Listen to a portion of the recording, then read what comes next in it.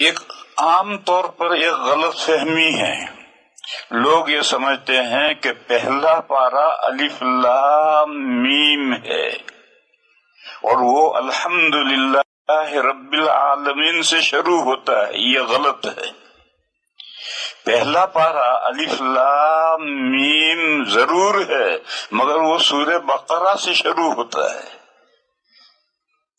اور یہ جو قرآن کریم کے 30 پارے بنائے ہیں، یہ پارہ یہ فارسی لفظ ہے. پارہ کے معنی ہے ٹکڑا. یہ جو 30 ٹکڑے کیے ہیں، یہ اللہ کے یہاں سے جو قرآن کریم نازل ہوا اس میں پارے نہیں تھے، اس میں رکوع بھی نہیں تھی، علامات اوقاف جو ہیں وہ بھی نہیں تھی. یہ تو بعد میں علماء نے اور بزرگوں نے قرآن کریم کی تلاوت کرنے والوں کی سہولت کے لیے یہ سب چیزیں اضافہ کی ہیں. یہ پارے بھی اسی طرح بنائے ہیں. کہتے ہیں کہ پاروں کی تقسیم میں حروف کی تعداد گن کر کے پارے ٹکڑے برابر کیے ہیں. اس لیے بعض جگہ پر پارہ ایسی جگہ سے شروع ہوتا ہے جیسے 14واں پارہ ہے. ایک سورہ ہجر شروع ہوتی ہے، اس کی ایک آیت 13ویں پارے میں ہے، اور ربما یود الذین کفروا سے 14واں پارہ شروع ہوتا ہے. اب آج کل ایک بڑے مولانا لکھنؤ میں انہوں نے یہ تحریک شروع کی ہے کہ پاروں کو مضمون کی مناسبت سے تقسیم کیا جائے، حروف کی تعداد کے اعتبار سے نہیں. اور انہوں نے اس طریقے سے ایک قرآن مرتب بھی کیا ہے، اور انہوں نے اس کو شائع بھی کیا ہے یا نہیں کیا ہے میں نے تو دیکھا نہیں. یہ جو تحریک ہے، چاہے وہ ندوے کے کتنے ہی بڑے استاد ہوں، یہ تحریک مناسب نہیں. جو کچھ قرآن کریم میں چلا آ رہا ہے اسی کو چلنے دو، ورنہ اغیار کو غیروں کو یہ انگلی اٹھانے کا موقع ملے گا کہ مسلمانوں کا قرآن بھی محفوظ نہیں ہے، ادھر ادھر کرتے رہتے ہیں، کبھی کچھ کرتے ہیں کبھی کچھ کرتے ہیں. اس کی ایک مثال ہے، یہ جو کعبہ شریف ہے یہ زمانہ جاہلیت سے اس طریقے سے چلا آ رہا تھا کہ حتیم کا حصہ باہر تھا. یہ حتیم کا حصہ، اس میں سے 6 ہاتھ کے بقدر حتیم کا حصہ کعبہ شریف کا جز ہے. لیکن جب نبی پاک صلی اللہ علیہ وسلم کی عمر مبارک 35 سال کی تھی، اس وقت یہ کعبہ بوسیدہ ہو گیا تھا، کیونکہ گارے سے پتھر چنے گئے تھے اور اوپر چھت نہیں تھی. تو بارش اوپر ہوتی تھی تو دیواروں کے اوپر پانی چلتا تھا تو گارا پھول کر کے پتھر ہل گئے تھے. تو اس لیے جب نبی پاک صلی اللہ علیہ وسلم کی عمر مبارک 35 سال کی تھی، اس وقت اس کعبہ کو توڑ کر کے اثر نو دوبارہ چنا گیا، اور اس میں جو چھوٹے چھوٹے پرانے پتھر تھے وہ نکال دیے، کچھ نئے پتھر بھی اس میں شامل کیے، اور وہ پہاڑوں میں سے پتھر ڈھونڈ کر لانے والوں میں نبی پاک صلی اللہ علیہ وسلم بھی نبوت سے پہلے اس مزدوری میں حضور بھی شریک تھے. اس وقت جو چندہ ہوا تھا وہ اس میں یہ شرط تھی کہ اپنی حلال و طیب کمائی میں سے چندہ لاؤ. اللہ کا گھر بنانا ہے تو اس میں مشکوک یا حرام کمائی نہیں چلے گی، حلال و طیب کمائی لاؤ. تو حلال و طیب کمائی کا جو چندہ اکٹھا ہوا وہ تھوڑا تھا، ناکافی تھا. تو جزیرت العرب میں چندہ نہیں کیا گیا، مکہ ہی میں چندہ کیا گیا، اور وہ چندہ ناکافی ہوا. تو یہ طے ہوا کہ کعبہ کا ایک حصہ نکال دو اور چھوٹا کعبہ بناؤ. تو حتیم کا حصہ نکال کر کے چھوٹا کعبہ بنایا. آج کل یہ مصیبت ہے کہ ایک بستی ہے، اس بستی میں 50-100 گھر ہیں. یہ 50-100 گھر والے ہر ایک اپنا گھر بنا سکتا ہے، لیکن اس گاؤں میں جب مسجد بنانے کا وقت آئے گا تو 100 گھر مل کر کے اللہ کا ایک گھر نہیں بنا سکتے.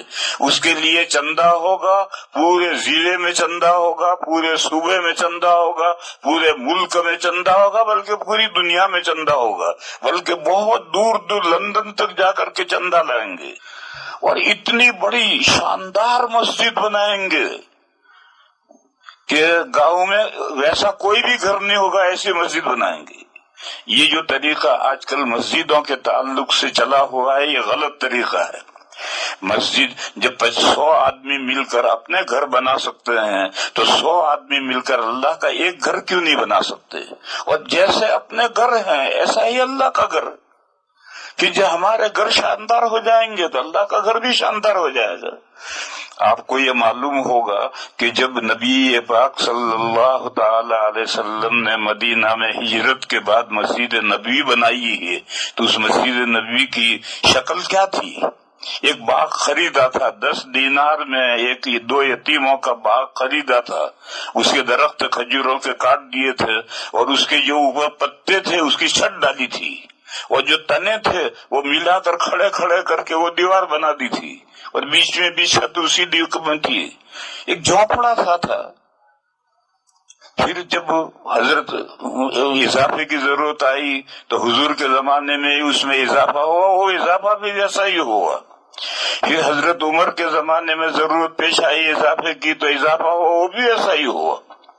پھر حضرت عثمان رضی اللہ تعالیٰ عنہ کے زمانے میں یہ جو کھجوروں کے پتے ڈال کر چھت بنائی تھی وہ بوسیدہ ہو گئی بارشوں میں، تو حضرت عثمان نے بہت اضافہ کیا اور پکی اور پختہ بنائی.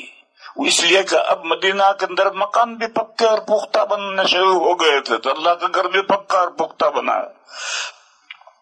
اس مثال میں مجھے یہ کہنا ہے کہ سارے گاؤں کے جیسے گھر ہیں اس سے کچھ شاندار اللہ کا گھر. کوئی بہت بڑا وائٹ ہاؤس بنانے کی ضرورت نہیں ہے، اور مسجد کے لیے چندہ وہی گاؤں ہی سے ہوگا. مکہ ہی کا چندہ ہوا تھا اور چندہ کم پڑا تو مسجد چھوٹی بنائی، اللہ کا گھر چھوٹا بنایا. یہ جو کعبہ شریف ہے یہ در حقیقت یہی مسجد حرام ہے. لوگ یہ نہیں سمجھتے ہیں، لوگ یہ سمجھتے ہیں کہ کعبہ شریف جو بیچ میں کالا کالا کھڑا ہے، اس کے بعد مطاف کھلا پڑا ہے، پھر اس کے بعد میں ترکوں نے مسجد بنائی ہے، پھر اس کے بعد میں سعودی گورنمنٹ نے مسجد بنائی ہے. اس کو لوگ مسجد حرام سمجھتے ہیں کہ مسجد حرام یہ ہے، یہ مسجد حرام نہیں ہے. قرآن کریم میں جو ہے کہ نماز میں رخ چہرہ مسجد حرام کی طرف کرو، تو یہ جو مسجد سعودی اور ترکیوں نے بنائی ہے ان کی طرف منہ کرو گے تو نماز نہیں ہوگی. نماز تو یہ جو کالا کالا کعبہ کھڑا ہے اسی کی طرف منہ کرنا ہے، اور در حقیقت یہی مسجد حرام ہے. اور اس کے 2 دروازے تھے اور دونوں زمین سے لگے ہوئے تھے. ایک دروازے سے لوگ داخل ہوتے تھے اور اندر نماز پڑھتے تھے، اور نماز سے فارغ ہو کر دوسرے دروازے سے نکل جاتے تھے. پھر اسلام سے پہلے قریش نے جب یہ کعبہ بنایا تو انہوں نے 2 دروازوں کا ایک دروازہ کر دیا، اور ایک دروازہ بھی قد آدم اونچا کر دیا. سیڑھی رکھ کر کے چڑھو اور سیڑھی رکھ کر کے اندر اترو. اب وہ ان کا دربان وہاں بیٹھتا تھا اور رشوت لیتا تھا. 5 ریال پکڑاؤ گے تو وہ اوپر بلا کر کے اندر اتارے گا، اور کچھ نہیں دو گے تو دھکا دے کے نیچے گرائے گا. یہ ترکوں نے یہ زمانے جاہلیت میں یہ عربوں نے یہ کر دیا. اسلام کا نبی پاک صلی اللہ علیہ وسلم کی جب عمر مبارک 35 سال کی تھی اس وقت حضور کو نبوت نہیں ملی تھی، اس لیے حضور نے جیسا پہلے سے بنا ہوا تھا اسی طرح سے عربوں نے بنایا، حضور بھی اس میں شریک ہوئے. لیکن فتح مکہ کے دن حضور پاک صلی اللہ علیہ وسلم نے حضرت عائشہ سے یہ بات فرمائی کہ حضرت ابراہیم علیہ السلام نے جو کعبہ بنایا تھا وہ کعبہ یہ نہیں ہے، اس میں یہ حتیم کا حصہ بھی کعبہ کا جز تھا، اور میرا جی یہ چاہتا تھا کہ میں کعبہ کو توڑ کر بنائے ابراہیمی پر بناؤں، لیکن پھر میں نے سوچا کہ ابھی مکہ والے نئے نئے مسلمان ہوئے ہیں، کہیں بدک نہ جائیں، وہ یہ سوچیں گے کہ اچھا نبی آیا کعبہ پر ہی کلاڑا چلا دیا، اس لیے میں فی الحال یہ کام نہیں کر رہا۔ پھر زمانہ بڑھتا چلا گیا، خلفاء راشدین کا دور چلا گیا، ان کے بعد میں پھر حضرت عبداللہ ابن زبیر خلیفہ بنے اور انہوں نے اپنا دارالسلطنت مکہ کو بنایا۔ تو انہوں نے حضرت عائشہ رضی اللہ تعالی عنہا سے، جو ان کی خالہ تھی، وہ اپنی خالہ سے انہوں نے حدیث سن رکھی تھی، تو انہوں نے یہ کعبہ شریف توڑ کر کے جیسا نبی پاک صلی اللہ علیہ وسلم کی خواہش تھی اس طریقے پر 2 دروازے کر دیے، زمین سے لگا دیے اور حتیم کا حصہ بھی کعبہ میں شامل کر دیا، کعبہ بن گیا۔ پھر حضرت عبداللہ ابن زبیر کے خلاف بنو امیہ کی حکومت لڑ رہی تھی اور حجاج ابن یوسف لشکر لے کر آیا اور لڑائی ہوئی اور حضرت عبداللہ ابن زبیر شہید ہو گئے اور حجاج ابن یوسف نے مکہ پر قبضہ کر لیا۔ اس نے قبضہ کرنے کے بعد میں پھر کعبہ کو توڑ کر جیسا زمانے جاہلیت میں تھا ایسا ہی کر دیا، حتیم کا حصہ نکال دیا اور ادھر ایک دیوار بنائی اور 2 دروازے، ایک بند کر دیا اور ایک دروازہ اونچا کر دیا، ہو گیا ایسا۔ پھر زمانہ آگے چلتا گیا، بنو امیہ کا دور ختم ہو گیا، ان کا دور ختم ہوا، پھر بنو عباس آئے۔ بنو عباس کا ایک بادشاہ ہارون رشید رحمہ اللہ بہت اچھا بادشاہ، بڑا اچھا بادشاہ تھا۔ اس نے حضرت امام مالک علیہ الرحمہ سے ایک مسئلہ پوچھا۔ اس نے کہا کہ میں کعبہ شریف کو توڑ کر جیسا حضور کی خواہش تھی بنانے کی اور جیسا عبداللہ ابن زبیر نے بنایا تھا میں ایسا بنا دوں؟ تو امام مالک علیہ الرحمہ نے کہا کعبہ پر رحم کرو، جس حال میں کھڑا ہے کھڑا رہنے دو، اس لیے کہ تم توڑ کر ایسا بناؤ گے۔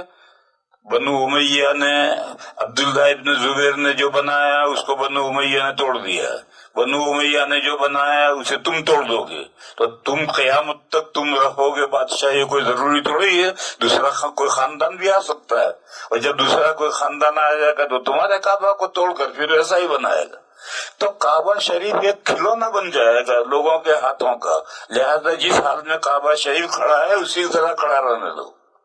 چنانچہ آج تک کعبہ شریف اسی حال میں کھڑا ہے، اب تک اس کے بعد کسی نے توڑا نہیں اس کو۔ کبھی کبھی ان پتھروں کے درمیان میں پلاسٹر پلاسٹر خراب ہو جاتا ہے تو اس پلاسٹر کو ٹھیک کرتے ہیں، تھوڑی مرمت تو کرتے ہیں، لیکن کعبہ وہی ہے جو حجاج ابن یوسف نے بنایا تھا، وہی اب تک ہے۔ یہ جو واقعہ ہے، اس واقعے سے میں کہنا چاہتا ہوں کہ جو قرآن کریم زمانے ماضی سے جو پارے تقسیم ہو گئے ہیں اور جن علامتیں کی ہیں ان علامتوں کو رہنے دو، اس کو تبدیلی کرنے کی ضرورت نہیں ہے۔ اگر آج ایک مولانا سلمان صاحب حسینی ندوہ والے تبدیلی کریں گے تو کل دوسرا آئے گا وہ کچھ اور تبدیلی کرے گا، پھر تیسرا آئے گا کچھ اور تبدیلی کرے گا، تو قرآن کریم علماء کے ہاتھ کا کھلونا بن کر رہ جائے گا۔ اس لیے مولانا سلمان صاحب کا جو نظریہ ہے وہ نظریہ تو ٹھیک ہے، لیکن اس نظریے کے پیش نظر قرآن کریم میں کوئی تبدیلی کرنے کی ضرورت نہیں ہے، جس حال میں قرآن کریم ہے چلنے دو۔ اکابر نے جو دم قرآن تھا تو پہلا پارہ الف لام میم رکھا تھا، وہ الف لام میم سورہ بقرہ سے شروع ہوتا ہے، سورہ فاتحہ کسی پارے کا جز نہیں، سورہ فاتحہ تو 30 پاروں کی دیباچہ ہے، 30 پاروں کا پریفیس ہے، 30 پاروں کی تمہید ہے، اسی لیے اس کا نام ہے ام الکتاب، پورے قرآن کریم کی ماں سے نسل چلتی ہے، پھیلتی ہے اور ساری نسل لوٹتی ہے ماں کی طرف، لہذا سورہ فاتحہ میں جو کچھ ارشاد فرمایا گیا ہے اسی کی تفصیل پورے قرآن کریم میں 30 پاروں میں ہے، اور پورے 30 پاروں کے مضامین کو اگر لوٹاؤ گے تو سارے سورہ فاتحہ میں آ جائیں گے۔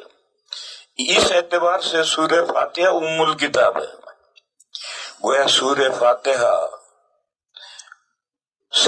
سارے قرآن کریم کا نچوڑ اور خلاصہ ہے. اس لیے جو سارے قرآن کریم کی فضیلت اور اہمیت ہے وہ تنہا سورہ فاتحہ کی ہے.